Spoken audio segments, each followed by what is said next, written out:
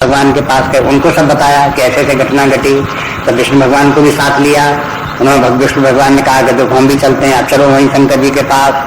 तब विष्णु भगवान, ब्रह्मा जी और समस्त देवता ये सब मिलकर के कैलाश पहुंचे, जहाँ भगवान शंकर जी वास कर रहे थे वहां पर पहुंचे। सब सुर विष्णु विरंच मन ब्रह्मा जी समेता गए जहाँ शिव कृपा निकेता, जहाँ कृपा निधान भगवान शंकर जी वहां पहुंचे। अब देखो आप शंकर जी कृपा निकेता क्यों हो गए? अभी अभी हाल में उन्होंने रति को वरदान दिया, इसके माने कृपा निधान है, वहां उन्होंने कृपा की है। जैसे वहां वरदान दिया है, इसके माने है भगवान इस समय भगवान शंकर जी रुष्ट नहीं है, शांत है। बस कामदेव को भस्म कर दिया, इसलिए सब देवता डर रहे थे पहले कि क्या हो गया। लेकिन बाद में जब मालूम हुआ कि रति को उन्होंने वरदान दे दिया है, कृपा है, आशुतोष है, तो फिर वो हो सबके सब इसी प्रकार से आशुतोष कृपा निधान भगवान शंकर जी के पास सब देवता पहुंचे। और आगे भी जो कुछ बात होती है उससे पता चलता है भगवान शिव जो है सबके साथ में कृपा भाव ही बरतते हैं। सब देवता लोग जब भगवान शंकर जी के पास आते हैं तो शंकर जी नाराज नहीं होते किसी से, नहीं तो नाराज हो सकते थे। वो जैसे देवता लोग आते तो शंकर जी उनसे कहते अच्छा तुम लोगों ने काम को मेरे पास भेजा, तुमने हमारी समाधि भंग करवा दी, हम तुम्हारी खबर लेंगे, ऐसा भी कर सकते थे। लेकिन भगवान शंकर जी ने ये नहीं किया। देवता आते हैं तो भगवान अपने कृपा निधान ही रहते हैं, शांत रहते हैं, प्रसन्न रहते हैं। तो सब देवताओं ने आकर के क्या किया, देवता आ रहे थे डरते डरते आ रहे थे। वो कभी बहुत हिम्मत तो लगा रहे थे, चल रहे थे, लेकिन मन में डर भी रहे थे कि हमने शंकर जी के साथ अपराध किया है, हो सकता है शंकर जी हमसे भी नाराज हों। इसलिए देवता जी शंकर जी के पास आए, पृथक पृथक तिनकी प्रशंसा मैंने प्रार्थना की, उनकी वंदना की। सब देवताओं ने भगवान शंकर जी की स्तुतियां गाई, माने उनकी प्रशंसा की और पृथक पृथक की। इसके माने ये विधान इस प्रकार से है, ये प्रार्थनाएं जो है ये पृथक पृथक करनी चाहिए। सबने एक साथ प्रार्थना कर दी तो उसका उतना महत्व नहीं है जितना कि अलग अलग प्रार्थना का महत्व है।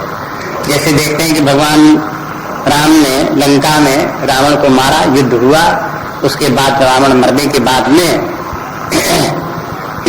देवता लोग आए, वेद आए, ब्रह्मा जी आए, शंकर जी आए, इंद्र आदि आए। इन सब देवताओं ने आकर के भगवान की वंदना की, लेकिन सबने अलग अलग प्रार्थना की, उनकी सबकी प्रार्थनाएं अलग अलग हैं। ऐसे यहाँ पर भी संक्षेप में बता दिया। ये सब देवता लोग आए, इंद्र ने अपनी प्रार्थना की, ब्रह्मा जी ने अपनी की, विष्णु भगवान ने अपनी की, ये सब ने शंकर जी की प्रार्थना की।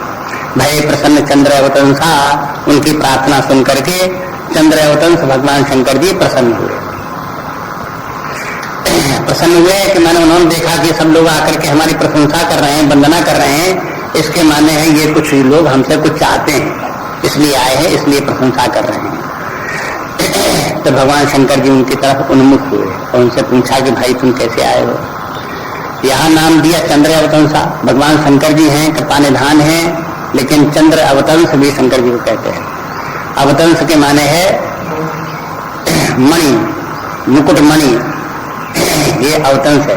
आभूषण, जो सिर में आभूषण धारण किया जाए उसे अवतंस कहते हैं। चंद्र अवतंसा माने शंकर जी, चंद्रमा जो है भगवान शंकर जी के सिर का आभूषण है, उसको धारण किए हुए। चंद्रमा चमाचम चमक रहा है उनके मस्तक के ऊपर, जैसे कि कोई मणि चमक रही हो, ऐसे द्वितीया का चंद्रमा उनके मस्तक पर लगा हुआ है, इसलिए भगवान शंकर जी को चंद्र अवतंस कहते हैं, चंद्रशेखर कहते हैं। चंद्रशेखर, चंद्र अवतंस, ये उसी का पर्यायवाची हुआ। तो उनके पास भगवान शंकर जी के पास भी सब लोग पहुंचे तो प्रसन्न हुए और बोले कृपा सिंधु वृक्ष केतु, और फिर उनसे जो है वो हो भगवान शंकर जी इस प्रकार से बोले। कौन बोले? वृक्ष केतु, जिनको पहले कृपा निधान कहा, चंद्र अवतंस कहा, उन्हीं को वृक्ष केतु कहते हैं। जहाँ जो प्रसंग आता है वही उसी प्रकार के नामों का प्रयोग किया जाता है। अब आगे भगवान शंकर जी देवताओं के ऊपर कृपा करने जा रहे हैं, इसलिए कृपा में किए थे।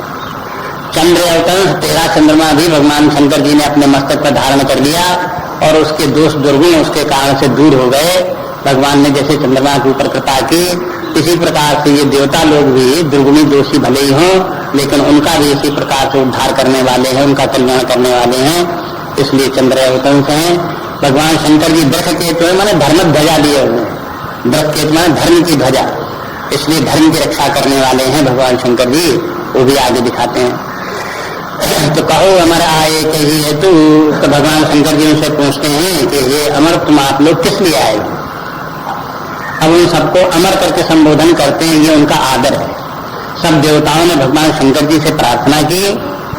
तो अब देखो कभी कभी ये लगता है कि कहीं शंकर जी जो है विष्णु भगवान की प्रार्थना कर रहे हैं और कहीं विष्णु भगवान शंकर जी की प्रार्थना कर रहे हैं, कहीं ब्रह्मा जी उनकी प्रार्थना कर रहे हैं।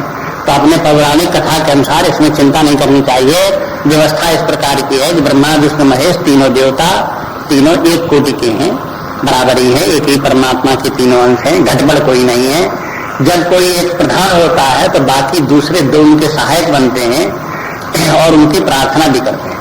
कोई भी दो तीन हो उनमें से, अब जैसे विष्णु भगवान कहीं कोई कार्य कर रहे होंगे और उन्हीं के द्वारा कोई कार्य संपादित होना होगा, तब ब्रह्मा जी और शंकर जी उनसे प्रार्थना करेंगे। जब शंकर जी कोई कार्य करने जा रहे हों, प्रधान नायक वही होंगे, तब फिर दूसरे दो देवता उनके पास आएंगे और वो उनसे प्रार्थना करेंगे। इससे ये भी सूचना मिलती है कि तीनों देवता मिल करके जब तीनों एक मत होते हैं तब कोई कार्य संपादित होता है। और ये तीनों देवता सहयोग से सारी सृष्टि में कार्य करते हैं। तो ये बताते हैं इस प्रकार से ये है जो शंकर जी के सामने जब ये दोनों आते हैं, विष्णु भगवान भी और ब्रह्मा जी भी ये प्रार्थना करते हैं, देवता लोग भी, इंद्रादि भी वहां पर उपस्थित होते हैं। तो उनसे शंकर जी उनका एक प्रकार से स्वागत में कहते हैं कि कहो अमर आए के हेतु, आप लोग किस लिए आए हो।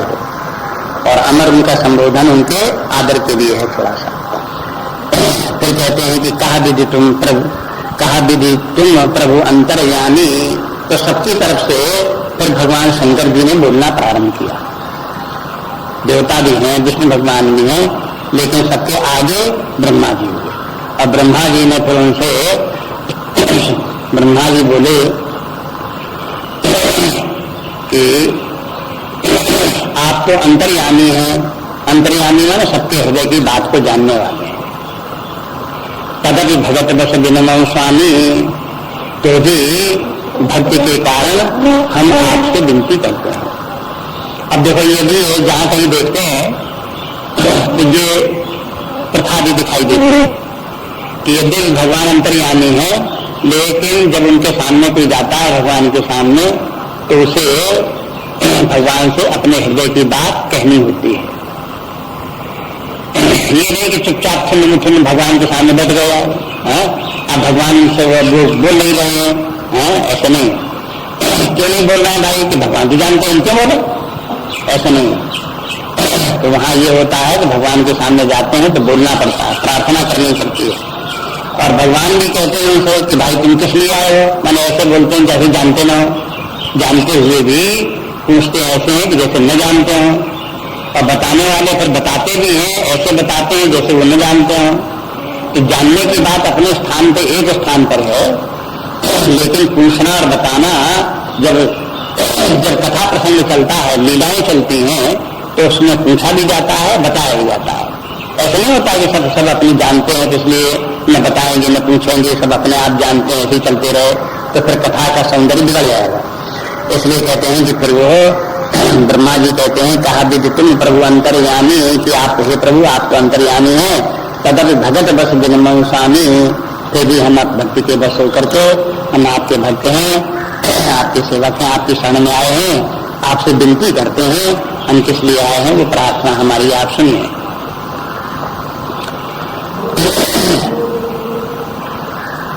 विधि शब्द यहाँ ब्रह्मा जी के लिए आया, तो विधि के माने शास्त्रों में दो शब्द आते हैं, विधि और निषेध। विधि के माने जो करना चाहिए वो विधि, और जो नहीं करना चाहिए वो निषेध। क्या करना चाहिए, जो कर्म करने चाहिए उन कर्मों को विधि कर्म कहते हैं, और जो नहीं करने चाहिए वो निषिद्ध कर्म कहलाते हैं। तो शंकर भगवान ब्रह्मा जी विधि है, क्योंकि वो विधि बताते हैं कि ये करना चाहिए, ये करना चाहिए, इसलिए वो विधि है। तो शंकर जी जो है वो ब्रह्मा जी पर उनसे शंकर जी से प्रार्थना करते हैं, कहते हैं सकल शरण के हृदय ऐसे शंकर परमोछा। ब्रह्मा जी कहते हैं कि सब देवताओं के मन में इसकी ऐसा उत्साह है कि निज नैन न देखा चाहे नाथ तुम्हारे विवाह।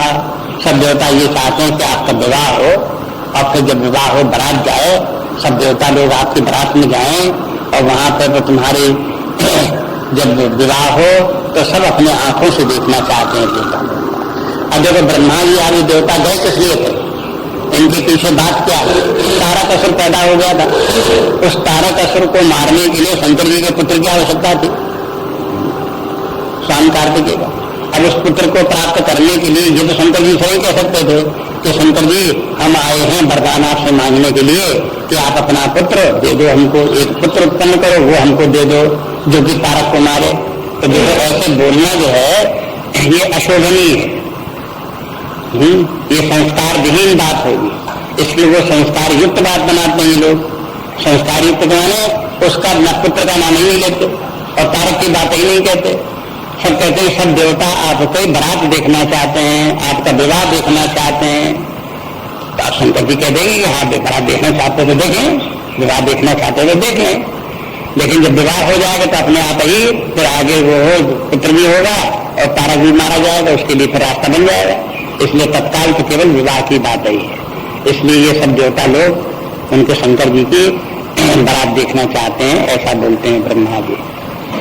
ब्रह्मा जी बोले शंकर जी से कि भगवान ये सब देवताओं को पहले कल्प में आपका विवाह सती से हुआ था, एक बार हो चुका विवाह सती से, लेकिन उस समय ये सब देवता जो इस पोस्ट पे जो है वो नहीं थे। उस समय पहले देवता दूसरे देवता थे, उन्होंने अपनी आंखों से देखा था कि आपका विवाह हुआ है, वो देवता सब चले गए। अब दूसरे देवता आकर के उस पोस्ट पे हो गए। इन लोगों से इनको पता चला कि पहले शंकर जी का विवाह सती से हुआ था, तो ये सब कानों से सुनते मात्र हैं कि पहले शंकर जी का विवाह सती से हुआ था, उसके बाद सती ने अपना शरीर त्याग कर दिया, अब वो पार्वती होकर के वहां पैदा हो गई हैं। लेकिन इन लोगों ने शंकर जी के विवाह को, आपके विवाह को आंखों से नहीं देखा, इसलिए अब ये अपनी आंखों से देखना चाहते हैं। सुनी हुई बात जब पहले कोई व्यक्ति सुनता है तो जो सती का विवाह हुआ था उसकी बात देवताओं ने सुनी तो बड़ी आश्चर्य की बातें उस समय हुई थी, तो वो आश्चर्य की बातें सुन करके जिज्ञासा होती, हम भी होते तो देखते, तो अब मौका आ गया देखने का।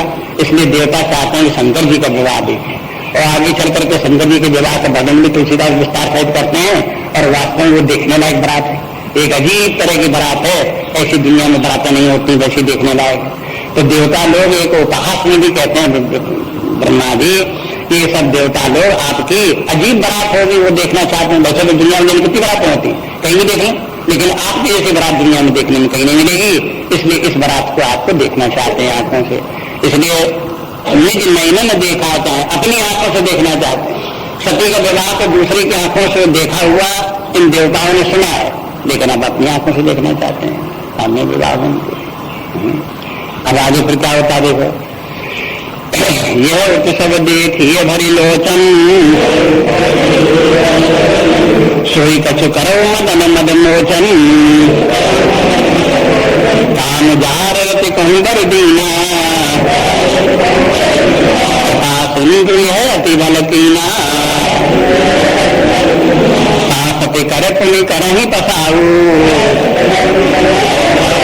नाथ प्रभु ने कर सहज स्वभाव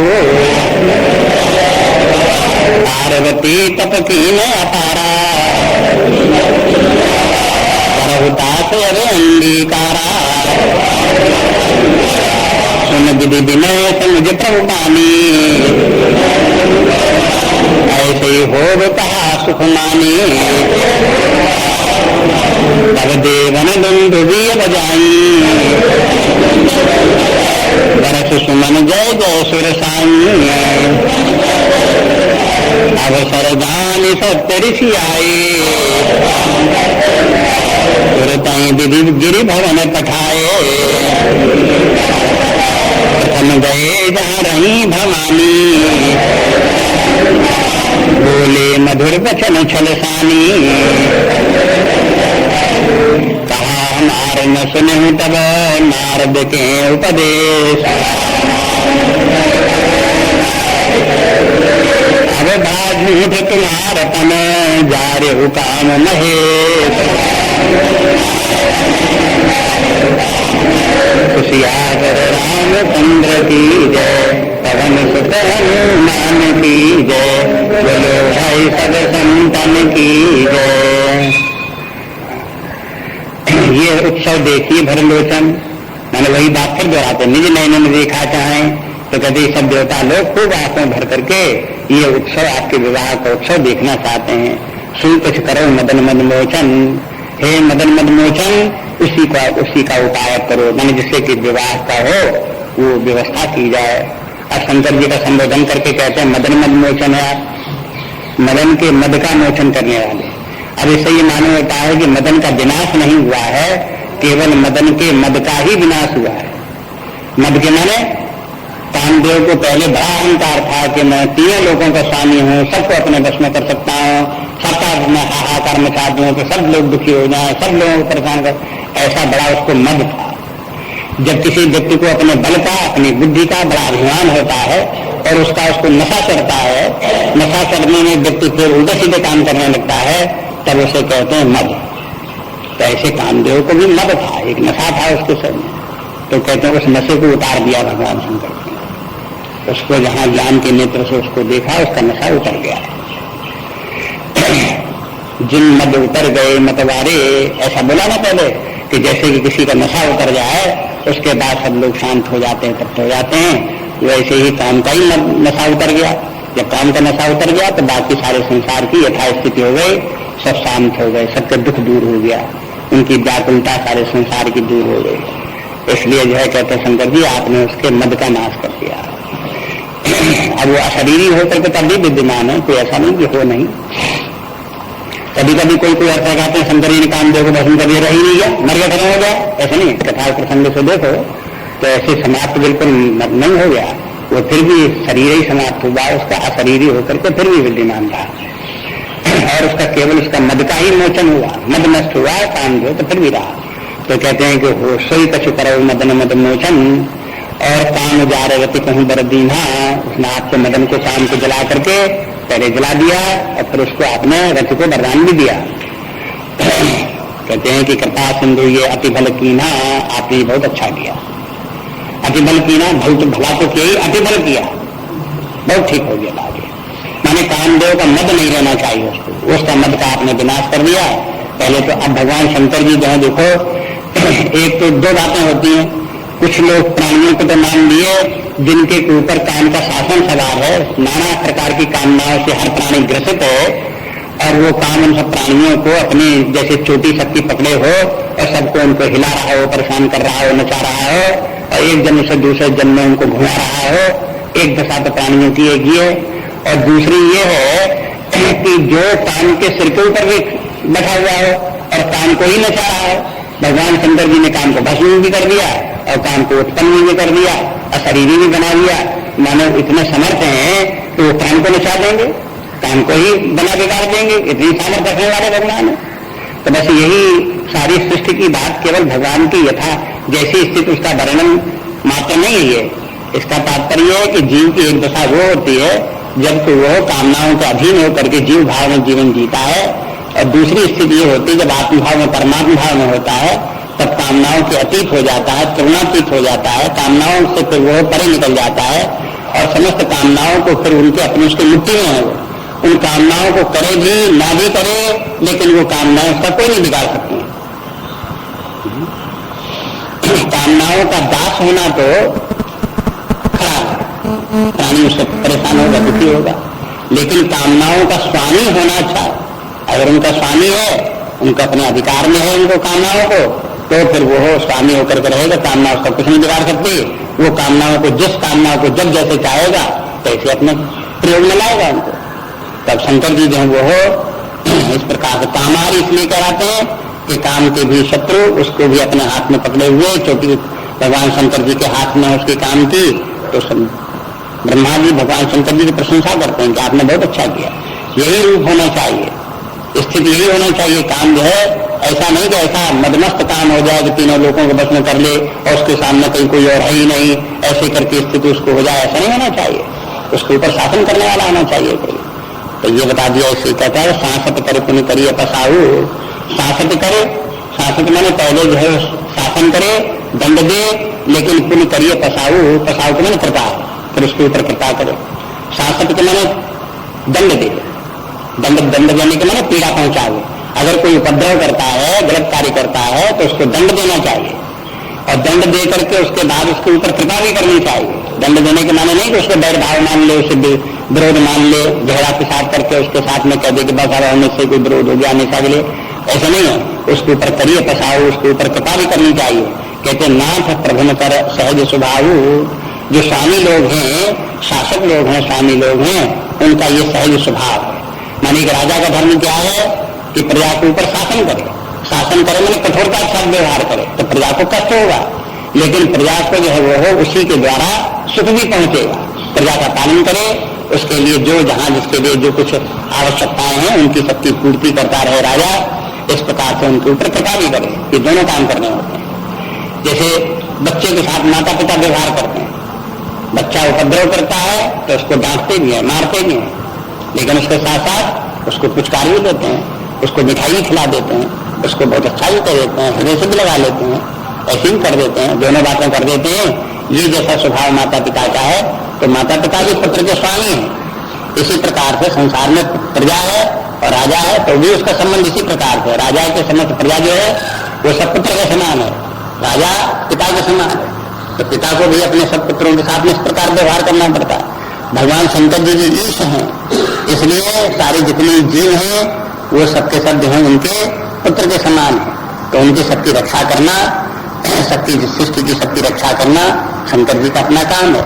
जहाँ कोई उपद्रव करे वहां उसको दंड देना भी उनका काम है। जो ठीक रास्ते पर चले, धर्म का पालन करे, अपने सही रास्ते पर चले, उसका समर्थन करना, सहायता करना, उसको ये करना भी उसका काम है ईश्वर का। तो ये दोनों कार्य करता है। तो यही दिखा दिया कि आपने जो ये किया, तो ये नीति बता दी, विधि ने एक नियम बता दिया कि देखो संसार में एक शासित है और एक शासक है। तो शासक जो है उसका धर्म क्या है वो यहाँ बता दिया। शासक ऐसा होना चाहिए, शासक करे पुण्य करिए बसाऊ, उसके ऊपर शासक करे, मैंने उसके ऊपर शासन रखे, पीड़ा पहुंचावे, दंड दे जहाँ की अपराध करे कोई, और करिए बसाऊ मैंने उसके ऊपर कृपा भी करे। बसाऊ मैंने कृपा करना। नाथ प्रभु कर सहज स्वभाव। प्रभु लोग, प्रभु का माने बहुवचन में नाना प्रकार के प्रभु हैं, माता पिता से हैं, राजा भी है, भगवान ईश्वर भी है, ये सब प्रभु हैं, उनके सबके लिए बहुवचन बोल दिया। नाथ प्रभु कर सहज स्वभाव, उनका सहज स्वभाव यही होता है। पार्वती तप कीने अपारा। आप कहते हैं कि देखो पार्वती जी ने बहुत तपस्या की और करो तास्वद अंगीकारा। अब आप उनको अंगीकार करें, अंगीकार माने उनसे अब विवाह करने, स्वीकार करने। अब वो उनने कहा कि पहले जैसे उनने वो दोष दुर्गुण नहीं है, पहले जैसा उनमें अहंकार था अब वो नहीं है, पहले जैसे उनकी बुद्धि में कुटिल बुद्धि थी वैसी अब कुटिल बुद्धि उनकी नहीं है। अब उन्होंने तपस्या की, शुद्ध बुद्धि हो गई है, अब वो ग्रहणीय है, अब उनको आप जो वो हो ग्रहण कर लो। इसलिए जो ये है अंगीकार करो उनको। तो सुन विधि विनय समुझ प्रभुवानी। तो सुन विधि वचन माने उनके जब ब्रह्मा जी ने इस प्रकार की प्रार्थना की तो शंकर जी ने सुना, और समुझ प्रभुवानी, और उसी के साथ साथ उनको याद आ गया कि भगवान राम भी उनके सामने आए थे और उन्होंने भी विनती की थी कि तुम अब विवाह कर लेना। तो शंकर जी ने कहा कि देखो भगवान हमारे स्वामी जो है भगवान राम, वो भी हमसे यही एक प्रकार से वरदान मांग ले गए हैं, तो हमने उनसे हाँ कर दी है कि विवाह कर लेंगे। ब्रह्मा जी भी यही कह रहे हैं कि विवाह कर लो, उसके लिए ये भी विनती कर रहे हैं। तो जब ये सब उन्होंने शंकर जी ने विचार किया तो कहा कि अच्छा ठीक है। शंकर जी ने मान लिया कि जब ब्रह्मा जी कहते हैं कि पार्वती से विवाह कर लेना कुछ अनुचित नहीं है, तो ठीक है कर लेते हैं। ऐसे करके कह दिया उन्होंने। ऐसे ही हो कहा सुखमानी, उन्होंने शंकर जी ने सुख मान करके मैं ठीक है ऐसा ही होगा बोल दिया। इसके माने ये कि जहां कहीं शंका व्यक्ति को हो कि उचित है कि अनुचित है, जैसे शंकर जी को लगता था कि सती का हमने त्याग कर दिया, अब हमें इनको ग्रहण नहीं करना चाहिए, पार्वती होगी तो भी है तो वही, अब हमें इनको ग्रहण नहीं करना चाहिए, ऐसे उनको लग रहा था। तो ऐसी अवस्था में क्या करना चाहिए? शास्त्र क्या कहता है कि जो अपने गुरुजन हैं उनसे हाँ भरवा लेनी चाहिए। जिनकी इष्ट जो भगवान शंकर जी के थे भगवान राम, उनसे हाँ भरवा ली। उन्हें भगवान राम ने कहा कि हाँ तुम इनसे विवाह कर लो। ब्रह्मा जी से हाँ भरवा ली। ब्रह्मा जी ने कहा कि पार्वती ने बहुत तपस्या की, अब इनको तुम स्वीकार कर लो, तो उनसे भी स्वीकृति प्राप्ति कर ली। तो अब शंकर जी जो है निर्दोष हो गए। अब वो उन पार्वती जी को स्वीकार कर लेते हैं तो अब कोई ये नहीं कह सकता कि शंकर जी ने कोई गलती की, शंकर जी ने एक बार सती का त्याग किया और दोबारा फिर उनको ग्रहण करना पड़ा, ऐसा नहीं करना पड़ेगा। ये बात नहीं हुई, ये दोष अब समाप्त हो गया। इसलिए दोष से मुक्त होने के लिए भी विधान है। व्यवहार काल में कहीं कहीं समस्याएं आती हैं, जहां पर कि कोई दोष दिखाई देते हैं, उनसे बचने के लिए उपाय बता दिए। तब देवन द्वंद्व भी बचाई, जब शंकर जी ने स्वीकृति दे दी तो देवता लोग प्रसन्न हो गए, कहा बस काम बन गया। तो शंकर जी ने हाँ कर दी, तो बस सब देवता लोग बाजे बजाने लगे, दुंदुभी बजाई और वर्ष समन जय जय सुरसाई, और सब देवताओं ने फूलों की वर्षा की और भगवान शंकर जी की जय जयकार बोली। सुरसाई माने देवताओं की इष्ट आप ही है, देवताओं के स्वामी हैं, महेश्वर हैं, जितने ईश्वर हैं तो ईश्वर हैं, शंकर जी महा ईश्वर हैं, महेश्वर हैं। तो कहा महेश्वर आप हैं तो आप जो है आपकी जय जयकार हो, ऐसे करके देवता लोग बोलने लगे।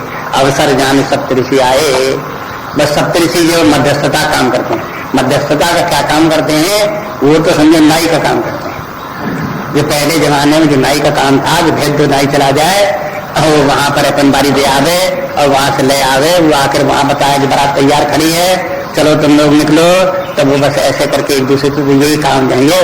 सप्तऋषि यहाँ देवताओं की मंडली में कर रहे हैं। तो बस इसी समय सप्तऋषि आ गए। जब आ गए तो तुरंत ही विधि गिरि भवन पठाए। उसी समय जो है ब्रह्मा जी ने उनको गिरि भवन पठाए, मैंने कहा कि देखो हिमांचल के घर तुम जाओ। तो अब इधर शंकर जी के, अब ये सब देवता लोग गए नहीं, शंकर जी ने हाँ कर दिया, सब देवता वहीं डटे हैं, ब्रह्मा जी भी वहीं डटे हैं, विष्णु भगवान भी वहीं डटे हैं कैलाश पर्वत पर, अब वहां से हटते नहीं है। अब इस बात के तैयार हो गए कि अब जब तक शंकर जी का विवाह नहीं हो जाएगा तब तक अब हम लोग जाने वाले नहीं हैं, नहीं है। अब उसी समय सप्तऋषि आए और सप्तऋषि को ब्रह्मा जी शंकर जी की तरफ से मालिक बन गए। क्या शंकर जी का विवाह, शंकर जी तो बर बनना है उनको, लेकिन बर का मालिक कौन, बारात की व्यवस्था कौन करे, तो ब्रह्मा जी उसके मालिक बन गए। सारी इंतजाम ब्रह्मा जी अपनी करने लगे।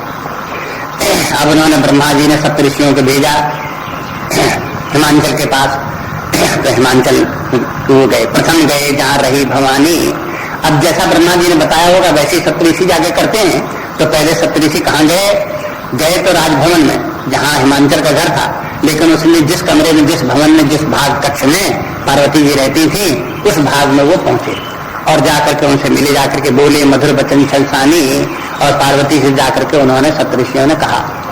लेकिन क्या कैसे बोले, छलसानी वचन बोले, माने मन में उनके कुछ और था, ऊपर से कुछ और उनसे बोला। मन से तो ये समझते थे कि भाई ये तो जगत जननी है, पार्वती जी हैं, और शंकर जी जो है जगत पिता हैं, इन्हीं का दोनों का विवाह हो रहा है, ये तो अपने मन से जानते हैं। लेकिन ऊपर से कैसे बोलते हैं, ये देखो, ये छल ये है कि मन में कुछ बात हो, ऊपर से कुछ और बोले, उसका नाम छल। तो इसलिए कहते हैं कि बोले मधुर वचन छल सानी। वो कहते हैं कहा हमार न सुने हो तब नारद के उपदेश। पहले तो नारद के उपदेश में ऐसे आप लग गई कि हमारी बात ही नहीं सुनी आपने। हमने बहुत समझाया कि देखो नारद के कहने से बात बनेगी नहीं, तुम्हारा सब मामला बिगड़ जाएगा, और कोई नारद जी ने किसी का विवाह करके किसी घर तक दुनिया में नहीं बसाया है, तो तुम्हारा भी बस नहीं सकता। ये सब हमने तुमको समझा दिया था, और हमने तुम्हें बहुत अच्छा वर भी ढूंढ करके बताया, लेकिन तुमने हमारी बात नहीं मानी। अब भाग झूठ तुम्हारपन, लेकिन अब तो तुम्हारी वो बात जिसके लिए तुमने प्रतिज्ञा कर रखी थी शंकर जी से विवाह करेंगे, अब वो सारी प्रतिज्ञा तुम्हारी बेकार हो गई। कि क्या हो गया कि जारे काम महेश, शंकर जी ने काम को ही जला करके भस्म कर दिया। अब विवाह करोगे तो किस लिए करोगे, तुम्हारा क्या फायदा तुम्हें। माने ये एक प्रकार से वहां जाकर के उपहास हुआ, और एक प्रकार पुनः परीक्षा हुई, दूसरी परीक्षा समझ लो उनको। यद्यपि पहले ये सब सप्तऋषि जो है पार्वती जी की जय जयकार बोले आए हैं, लेकिन सप्तऋषि भुला गए कि हम तो पहले एक बार कह आए हैं जय जय जगदम्बा भवानी, सब बोल चुके हैं, जगत पिता माता आप ही हो, ये सब पहले कह आए हैं, लेकिन फिर इस समय छल करने लगे आकर।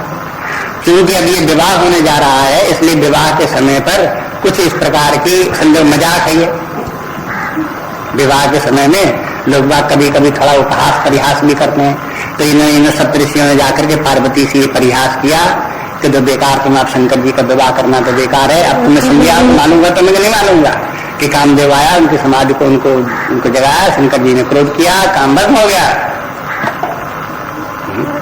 अब इसका उत्तर बड़ा सुंदर उत्तर पार्वती जी देती है उनको। ये शायद ये बात इसीलिए कहलाई गई है कि ये बात और अधिक स्पष्ट हो। पार्वती जी ने जो शंकर जी से विवाह किया वो कोई इसलिए विवाह नहीं किया कि शंकर जी से विवाह करें जैसे संसारी लोग विवाह करते हैं, तो उस प्रकार से विवाह किसी भावना से, उस प्रकार के सांसारिक सुख की भावना से कोई पार्वती जी ने शंकर जी का विवाह किया हो, सुनेंगे। ये देवताओं का, जैसे भगवान राम है, सीता जी हैं, जैसे लक्ष्मी जी हैं, नारायण हैं, ऐसी पार्वती जी, शंकर जी हैं, इनमें कोई ऐसी भावना नहीं करनी चाहिए जैसे कि संसारी व्यक्तियों में होती है। ये भी स्त्री पुरुष हैं और स्त्री पुरुष होने के नाते ये भी कामा सकते हैं, और जैसे संसारी व्यक्ति होते हैं ऐसे ही हैं, ये समझना मूढ़ता है। इस दुर्बुद्धि को मिटाने के लिए आगे की बात प्रसंग बोली जाती है, जिससे जैसी जो स्थिति है वो ठीक ठीक समझ में आ जाए, उसको हम कल देखेंगे।